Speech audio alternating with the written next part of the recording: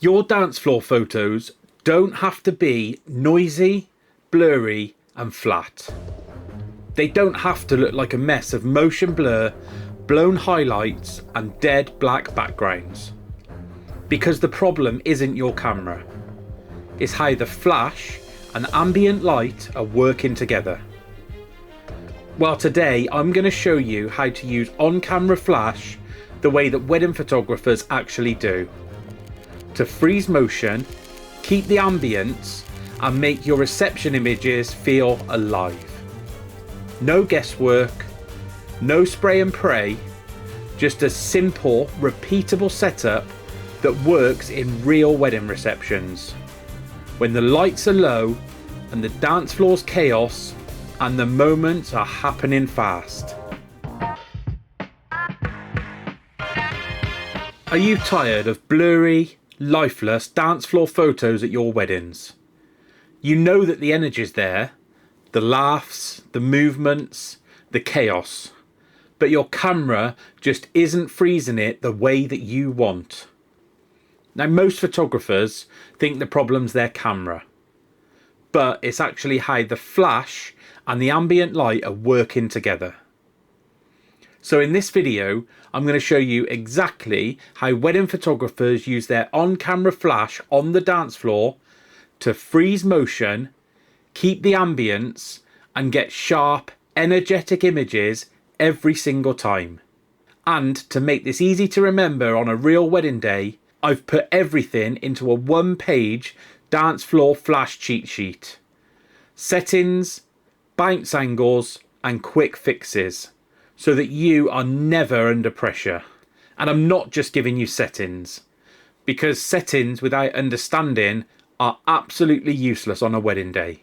I'll show you why it works, how to adapt in real time, and I'll walk through the common problems like shiny faces, black backgrounds, and weird colours. By the end of the video, you'll have a simple starting setup plus a few advanced tweaks that make a huge difference. So let's jump straight in. So let's talk about the real reason reception dance floors are so hard to shoot. Well, for starters, the light is usually awful. It's dim, it's moving, it's different colours, and it's hitting people from strange angles. When you try to shoot ambient only, you've basically got two choices. You can either use a slow shutter speed and accept you're going to get some motion blur, or you can crank the ISO, open up the aperture, accept the noise, the missed focus, and the mushy details. Well, flash changes everything, because flash duration is fast, and that is the secret sauce. In many dance floor situations, your flash becomes the thing that is freezing motion, not your shutter speed. On-camera flash also gives you control.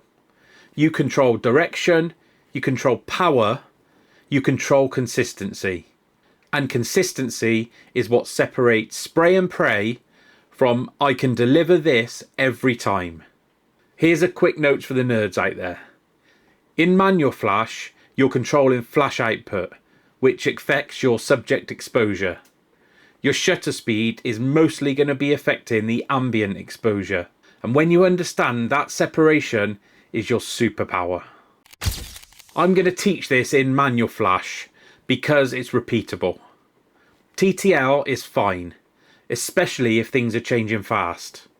But TTL can also give you some random exposure swings when someone in a white shirt jumps into your frame. Whereas manual flash gives you consistency. Once you're dialed in, you can just focus on moments. Quick sidebar for some of the intermediate shooters here, because this always comes up. TTL isn't bad, and manual isn't pro only. They're just tools, and they behave very differently on a wedding dance floor.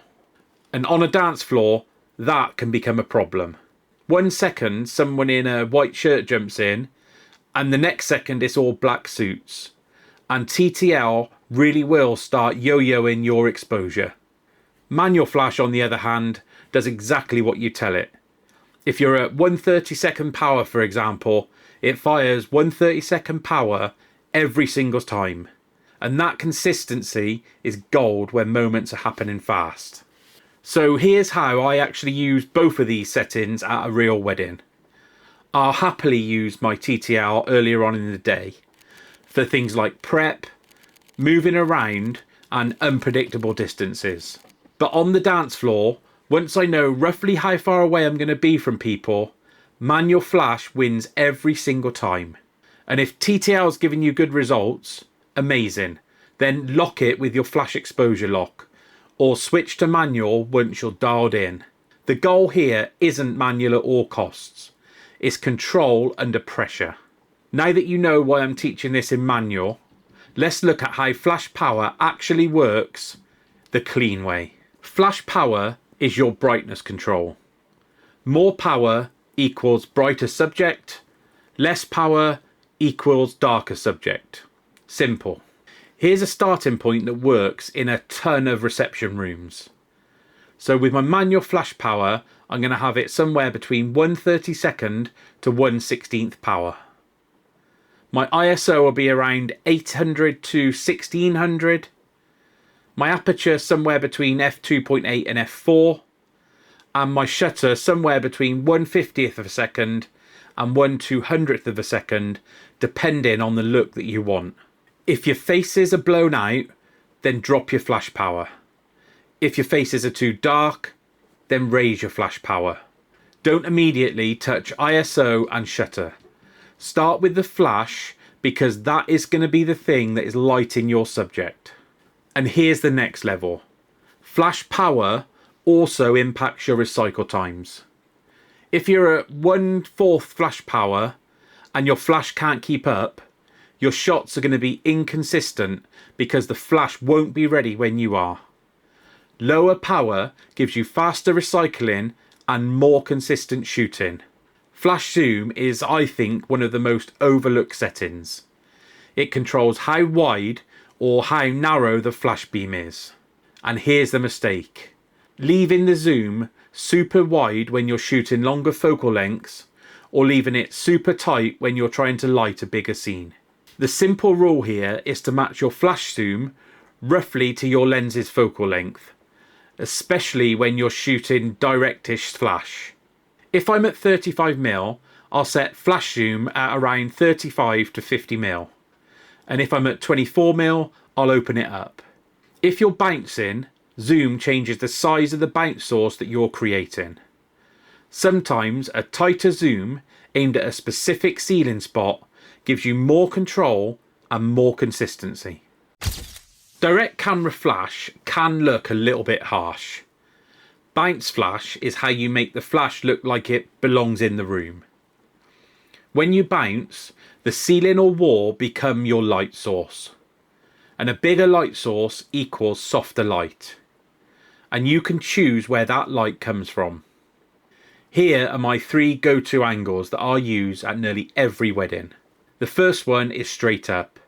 It's fast, simple, and usually relatively safe if the ceiling's white and not crazy high. Next up, we go to 45 degrees pointing behind you. This gives you more shape, more directional light, and often looks a little bit more pro. The last one is sidewall bounce. This is amazing when you can bounce off a nearby white wall.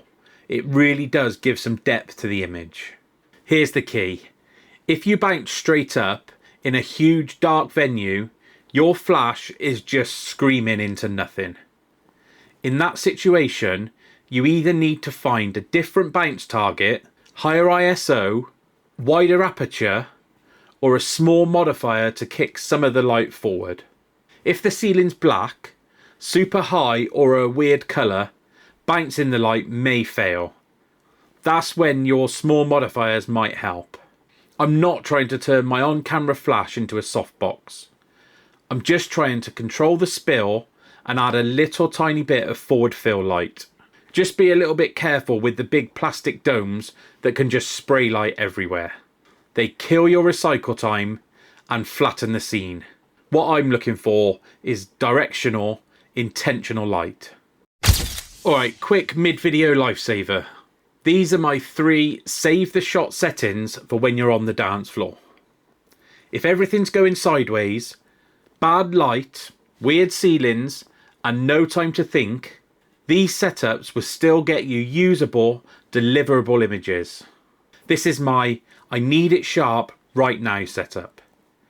My ISO will be at 1000, my aperture will be at f2.8, my shutter speed 1/100th of a second, my flash will be in manual at 1/32nd power, and if possible I'll be bouncing that flash. This freezes motion, it keeps faces clean, and it gives you consistency. Yes, it's boring, and that is exactly why it works. The next one is for when the dance floor's wild and you want atmosphere. I'll have my ISO around 1600, aperture still at f2.8, my shutter speed I'll drop to 1/25th of a second, my flash will be in manual, somewhere between 1/16th and 1/32nd power, and I'll be bouncing it or using a small modifier. The aim here is to drag the shutter and move the camera slightly and let the flash pop at the end. You'll get sharp faces, motion trails, and that proper party feel. And this last one saves you when the ceiling's black, super high, or a weird colour. You're going to want to put your ISO at 2000, your aperture somewhere between f2.8 and f4, your shutter speed at 1/80th of a second, your flash again in manual at 1/16th power, and you want to shoot directish flash with a small bounce card. I'm not trying to make it perfect, I'm just controlling the light enough to deliver the shot. If you can memorise these 3 situations, they'll get you through 90% of reception dance floors and buy you enough time to get creative. So here's the core concept that changes everything. Flash power controls how bright your subject is. Shutter speed controls how much of your ambient light shows up. And aperture and ISO will affect both of those things. So when your background is too dark, don't instantly crank up the flash power. Try lowering the shutter speed and letting the room breathe. Let's talk about dragging the shutter, because this is how you get those energetic dance floor shots where the subject's sharp but you still see movement and light. Try this starting point. Your shutter needs to be around 1/20th to 1/50th of a second. Your ISO between 800 and 2000 depending on your available light. Your aperture between f2.8 to f4. And your flash power is around 1/32nd to 1/8th power. This is just going to depend on the distance away you are from the subject and the bounce. Here's the technique. Keep your camera moving slightly during the exposure and then let the flash pop at the end to freeze the subject. That gives you controlled chaos. If your subject's getting ghosting, which means 2 faces in the image, one sharp and one blurry, that just means the ambient light is too strong. You can fix this by either raising your shutter speed a bit, lowering your ISO, or stopping down slightly. Don't just blast more flash. Aperture is your creative lever. At f1.4 the background looks dreamy, but focus is risky on a chaotic dance floor. For most people, f2.8 is the sweet spot, and if it's a big group shot, maybe go to f4. If it's a couple in the middle of a circle, keep it at f2.8 and keep it simple. So here are some of the most common problems and the fastest fixes. The first one is the faces being blown out. The simple fix for this is to drop your flash power. Or if you're too close, take a step back or bounce your light. Next up, we've got the background being too dark, so it looks like they're standing in a cave. For this, you need to lower your shutter speed or raise your ISO slightly. Keep flash power mostly for the subject. Number 3 is weird colour casts, where you get green, orange or purple lights everywhere. If your ambient is mixed lighting, either embrace it for the vibe or reduce the ambient by raising the shutter speed and letting the flash dominate a little bit more. Number 4 is harsh shadows behind people. The quick fix for this is to bounce your light instead of firing it directly, or angle your flash to create direction. Don't aim your flash straight at faces unless you really have to. Number 5 is inconsistent exposures from shot to shot. You're either too high on your flash power and it's not recycling quick enough, or your TTL is being fooled. Lower your flash power, raise your ISO, and keep it consistent. Alright, quick recap. Great dance floor photos come from 3 things. Your flash freezing the motion, because that is where your sharpness comes from. Your shutter speed controlling the ambience, because that's how you keep the vibe. And bounce plus zoom control quality. That's how everything looks intentional. If you want all of these settings in one place, including my go-to starting setup, bounce angles and fast troubleshooting, grab the dance floor cheat sheet which is linked below.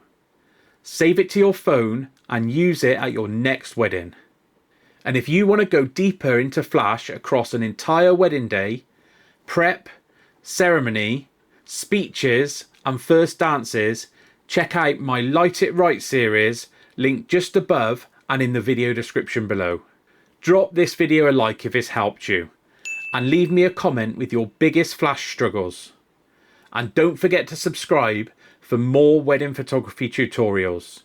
And I'll see you in the next one.